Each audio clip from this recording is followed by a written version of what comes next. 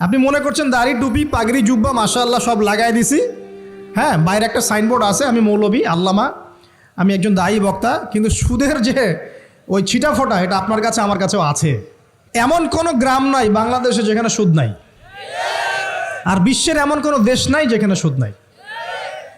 আর এই যুগের কথাই নবী সাল্লাল্লাহু আলাইহি ওয়াসাল্লাম হয়তো বা বলেছিলেন, ওয়াল্লাহু আ'লাম, আল্লাহ ভালো জানেন, যে এমন একটা যুগ আসবে যে যুগে ম্যাক্সিমামই সুদখোর হবে। যে ব্যক্তি সুদের ছিটাফোটা মানে সুদের পাপ থেকে বেঁচে থাকতে চাইবে, ওর গায়েও গিয়ে সুদের ছিটাফোটা গিয়ে লাগবে।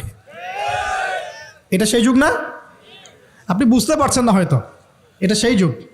আপনি মনে করছেন দাড়ি টুপি পাগড়ি জুব্বা মাশাআল্লাহ সব লাগাই দিছি, হ্যাঁ, বাইরে একটা সাইনবোর্ড আছে আমি মৌলবী আল্লামা, আমি একজন দায়ী বক্তা, কিন্তু সুদের যে ওই ছিটাফোটা এটা আপনার কাছে আমার কাছেও আছে। হয়তো আপনি বুঝতে পারছেন না। কখন বুঝবেন? যখন ইসলামিক অর্থনীতির বইগুলো পড়তে পারবেন। আর শুধু ইসলামিক অর্থনীতির বই যথেষ্ট না, এর পাশাপাশি আমাদের দরকার এই প্রচলিত যে IMF ইন্টারন্যাশনাল মনিটারি সিস্টেম এর নীতিগুলো জানা। তখন কি আপনি বুঝবেন ওয়ার্ল্ড ব্যাংক কী জিনিস, IMF কী জিনিস, ঠিক আছে? তখন বুঝবেন যে পেট্রো ডলার কী জিনিস, তখন বুঝবেন যে হার্ড কারেন্সি সফট কারেন্সি কী জিনিস, এখন বুঝবেন না।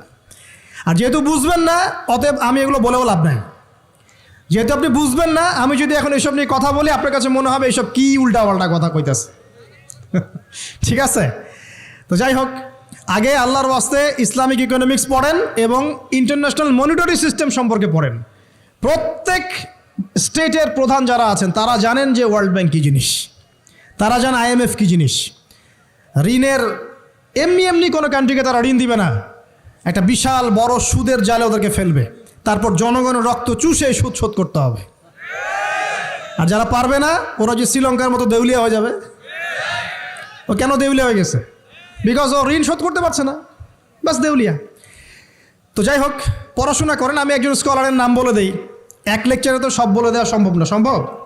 আমি রাস্তা দেখাচ্ছি আপনাদেরকে। আপনারা আল্লামা তকি উসমানীর বইগুলো পড়েন, নাম শুনেছেন? আচ্ছা, নাকি এখন বলবেন যে উনি তো হানাফি মাযহাবের, আমি তো আহলে হাদিস পড়বো না, এটা বলবেন নাকি? আল্লামা তকি উসমানী এই বিশ্বের সবচেয়ে বড় আলেমদের একজন। আল্লামা তকি উসমানী এই বিশ্বের সবচেয়ে রিনাউন্ড আলেমদের একজন। তার ইসলামিক অর্থনীতির যে পুরো সিরিজ আছে, আল্লাহর ওয়াস্তে বাসায় কিনে একবার পড়ে দেখেন অর্থনীতি কী জিনিস, আপনি কিসের উপর দাঁড়িয়ে আছে। পড়া যাবে না ইনশাল্লাহ?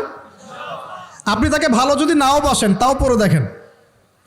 মনে করেন আপনি একটা কমিউনিটির মধ্যে আছেন বা একটা সংগঠনে আছেন বা একটা ঘরানার মধ্যে আছেন, তাহলে কি অন্য ঘরানার বইপত্র পড়া যাবে না? হারাম হয়ে গেছে নাকি? তো এই যে সংকীর্ণ মানসিকতা থাকলে ভাই হেদায়েত পাওয়া যাবে না। আর আপনি যে মনে করছেন আমি একদম হকের উপর আছি, আপনি সঠিক পথে আছেন ঠিকই, তবে এটা সঠিক ভুল পথ। কথা বুঝতে পারছেন না? আপনি মনে করছেন যে আমি একদম চূড়ান্ত সঠিক বিষয়ের উপর আছি। হ্যাঁ, আপনি সঠিক বিষয়ের উপর আছেন ঠিকই, বাট আপনি সহি একটা ভুল পথে আছেন। এটা বুঝবেন পরে, যখন জ্ঞানের পরিধি বাড়তে থাকবে তখন বুঝবেন যে সহি পথ কোনটা, সহি ভুল পথ কোনটা। মুসলিমদের মধ্যে ফাটল সৃষ্টি করে জান্নাতে যাওয়া যায় না? যায়? পুরো মুসলিমরা একটা উম্মাহ, এবং যারাই মুসলিম উম্মার মধ্যে ফাটল সৃষ্টি করতে চায় এরা উম্মার বন্ধু নয়, শত্রু। মুসলিম উম্মার মধ্যে কোনো ফাটল সৃষ্টি করবেন না। সবার মাঝখানেই হৃদ্যতা ভালোবাসার বন্ধন থাকবে। যদি বিভিন্ন ধর্মের মানুষ একসাথে বসবাস করতে পারে একটা দেশে, তাহলে বিভিন্ন তরিকা এবং মাযহাবের মানুষও একসাথে থাকতে পারবে একটা দেশে ইনশাআল্লাহ। আমরা আমাদের মাঝে ইখতিলাফি বিষয় থাকতে পারে, কিন্তু দিন শেষে আমরা সবাই মুসলিম ইনশাআল্লাহ। দিন শেষে ইসলামের জন্য দাঁড়াতে হলে দল মত মাযহাব তরিকা নির্বিশেষে সবাই একসাথে দাঁড়াবে ইনশাআল্লাহ। আল্লাহ পাক আমাদের হৃদয়টাকে প্রশস্ত করুন, আমিন। জাহেলিয়াতে 2 নম্বর সমস্যা ছিল রিবা। এই রিবা সম্পর্কে আগে বলি যে এখন আল্লাহ পাক কি বলেছেন। আল্লাহ পাক বলছেন যে ইয়ামহাকুল্লাহুর রিবা ওয়া ইউরবিস সাদাকাত। আপনি যদি দান সদকা করেন, যাকাত দেন, যাকাত ভিত্তিক অর্থনীতি চালু করেন, আল্লাহ পাক আপনার সম্পদকে বাড়িয়ে দিবেন ইনশাআল্লাহ। আর আপনি যদি রিবার মধ্যে যান, আল্লাহর বক্তব্য হচ্ছে, এটা আমার কথা না, আল্লাহ পাক বলছেন আপনার সম্পদ সংকুচিত হয়ে আসবে। এখন আপনার ডিসিশন, আপনি কি করতে চান করতে পারেন, আমাদের কিচ্ছু বলার নাই। লাকুম দীনুকুম ওয়ালিয়া দিন, আপনার বুঝ আপনার, আপনার দিন আপনার, আমার দিন আমার। আল্লাহ বলছেন ফাযাক্কির ইন্নামা আনতা মুযাক্কির, উপদেশ দাও তুমি, তুমি উপদেশ দাতা। লাস্তা আলাইহিম বিমুসাইতির, কারো প্রতি তুমি দারোগা নও। আল্লাহ বলছেন আপনি সুদে থাকলে সম্পদ সংকুচিত হবে, যদি ছেড়ে দেন, যাকাত দেন, ব্যবসা ভিত্তিক ইকোনমি চালান, আপনার সম্পদ বাড়বে ইনশাআল্লাহ। কি করবেন ডিসিশন কার? আপনার। আল্লাহ পাক বলছেন ইয়া আইয়ুহাল্লাযীনা আমানু, হে মুমিনগণ, ইত্তাকুল্লাহ। শোনেন ভাই, আল্লাহ বলছেন ইত্তাকুল্লাহ, তোমরা আল্লাহকে ভয় করো। ওয়া যারু মা বাকিয়া মিনার রিবা, সুদের অবশিষ্ট সব অংশ ছেড়ে দাও, সুদের অবশিষ্ট সব টাকা ছেড়ে দাও। ওয়া ইল্লা ইন কুনতুম মুমিনিন, যদি প্রকৃতপক্ষেই তোমরা মুমিন হয়ে থাকো তাহলে ছেড়ে দাও। ওয়া ইল্লাম তাফআলু, যদি তোমরা না করো। কে বলছেন? আল্লাহ। যদি তোমরা এটা না করো তাহলে আল্লাহ কি বলছেন? ফাআযানু বিহারবিন মিনাল্লাহি ওয়া রাসূলিহি, আল্লাহ এবং তার রাসূলের সাথে যুদ্ধের ঘোষণা শুনে রাখো। এটা কার কথা? এখন আপনি যদি চান আল্লাহর পক্ষে যুদ্ধ করতে পারেন, আপনি চাইলে আল্লাহ এবং তার রাসূলের বিপক্ষেও যুদ্ধ করতে পারেন। আপনাকে কি বাধা দিবে? দিবে না। ডিসিশন কার? ডিসিশন আপনার। নবী সাল্লাল্লাহু আলাইহি ওয়াসাল্লাম আরও বলেছেন যে, আপনারা জানেন হাদিসটা, নতুন কোনো হাদিস বলছি না, আপনারা জানেন, প্রত্যেক আলেম জানেন, প্রত্যেক মাযহাবের ইমাম জানেন।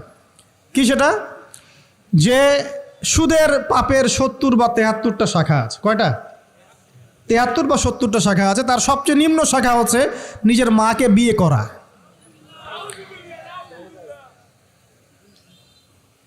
দেখলেন আমাদের অন্তরে কি কথাটা আঘাত করলো?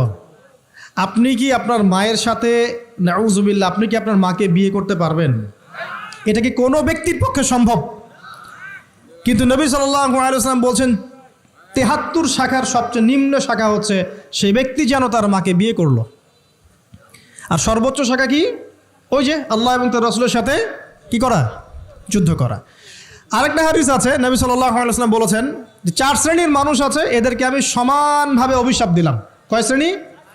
4 শ্রেণী। জাস্ট শুনে রাখেন হাদিসগুলা।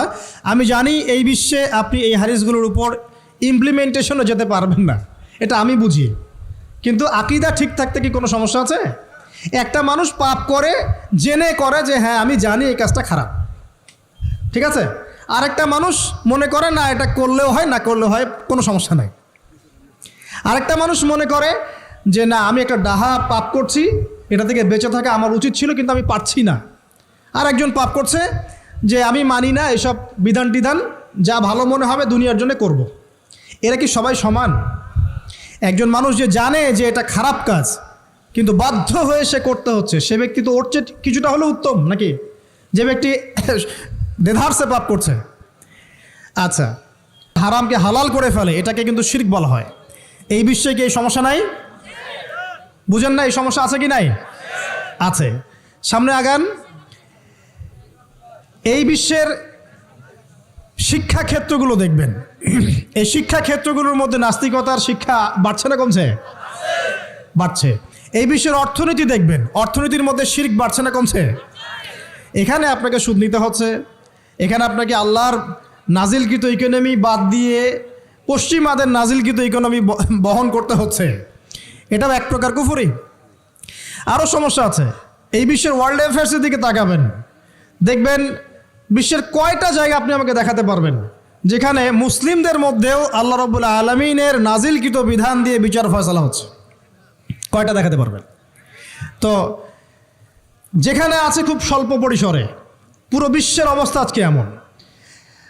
পর্নোগ্রাফি হালাল না হারাম? পশ্চিমা সংস্কৃতির মধ্য দিয়ে এটা সারা বিশ্বে ছড়িয়ে দেওয়া হয়েছে। মানুষ এখন এটাকে available part of our life এটা মনে করছে আর কি, common part of our life. পর্দা হালাল না হারাম? বলেন, পর্দা না করাটা হারাম না হালাল? আচ্ছা, এখন দেখেন মিডিয়া বলেন, প্রিন্ট মিডিয়া বলেন, ইলেকট্রনিক মিডিয়া বলেন, বিভিন্ন প্রযুক্তিগত উন্নয়নের মধ্য দিয়ে নগ্নতাকে প্রমোট করা হচ্ছে কি হচ্ছে না? বলেন, হচ্ছে কি হচ্ছে না? এখন কি কাপড় খোলার দিকে মানুষ বেশি আগ্রহী না পরার দিকে? দেখবেন ইসলামের বুঝ যাদের মধ্যে নাই এরা কাপড় খুলতে চাচ্ছে এখন। আর আমি আপনাদেরকে বলি, আগের লেকচারগুলোতেও বলেছি, এই পুরো মহাবিশ্বে আমাদের বাবা আর মা আদম এবং হাওয়া আলাইহিস সালাম তাদের গা থেকে পোশাকটা খুলে ফেলেছিল কে জানেন? কে? ইবলিস। যখনই তারা গাছের কাছে গেলেন তখন কি হলো? ফালাম্মা যাকাশ শাজারা বাদাত লাহুমা সাওয়াতিহিমা। যখনই তারা গাছের কাছে গেলেন তাদের কাপড় খুলে পড়ে গেল। তাহলে পুরো মহাবিশ্বে আমাদের পিতামাতাকে নগ্ন করে দিয়েছে কে? ইবলিস। শয়তান। তাহলে এখন পৃথিবীতে যারা মুসলিমদেরকে বা অমুসলিমদেরকে, পুরো মানবতাকে যারা নগ্ন করতে চাচ্ছে, এরা কার এজেন্ট? এরা কার এজেন্টটা বাস্তবায়ন করছে? এটা কি বুঝতে বাকি থাকে? আমি কথাগুলো বানিয়ে বলি নাই, সূরা আরাফ পড়েন, দেখবেন সব লেখা আছে।